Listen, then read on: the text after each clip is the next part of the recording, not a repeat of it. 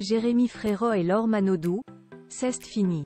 Alors qu'il vient d'officialiser sa rupture avec l'ancienne nageuse olympique, le chanteur coule des jours heureux sous le soleil du Maroc. Sur les réseaux, il affiche avec fierté son énorme tatouage dans le dos. La suite après la publicité. Il est loin le temps où Jérémy Frérot et Laure Manodou vivaient un parfait amour. Après 6 ans de mariage, le couple a décidé de rompre, laissant derrière eux 2 petits garçons, Lou, né en 2017, et Sacha, en 2021. Dans son dernier titre intitulé Adieu, Jérémy Frérot raconte sans filtre la fin de son histoire d'amour avec l'ancienne championne olympique.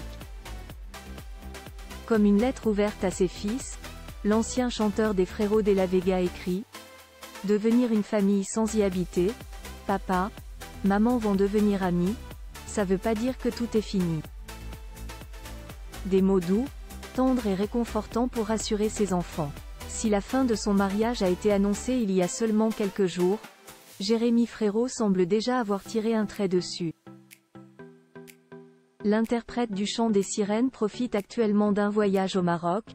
Il a chanté lors de la soirée de clôture de l'édition 2024 du rallye Aïcha des Gazelles.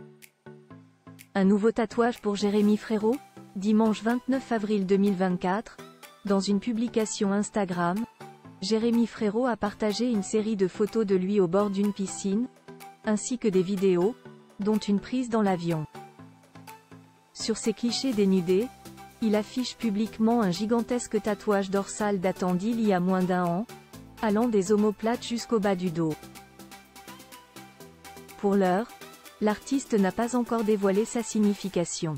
Une dizaine de tatouages sur le corps de Jérémy Frérot. Il s'agit du plus grand tatouage de Jérémy Frérot, mais pas le seul. En effet, l'artiste âgé de 34 ans en possède une dizaine sur tout le corps. Par exemple, derrière son bras, on peut découvrir une coiffe indienne, tandis que sur ses doigts se trouve une flèche et un arbre, symbolisant probablement son amour pour la nature. Si Jérémy Frérot est fier d'afficher ses dessins, il y en a un qui n'assume pas du tout, comme il l'a confié dans l'émission L'Hebdo de la musique sur W9, présentée par Erika Moulet. Il s'agit d'un sablier à l'intérieur de son poignet, symbolisant la longue attente de son métier d'artiste. Malheureusement, c'est un loupé, c'est complètement raté. Les traits sont pas bien faits. À la limite, on dirait que Jay était en boîte et Kwon m'a tamponné. Une chose est sûre, l'artiste est bien plus fier de son nouveau tatouage.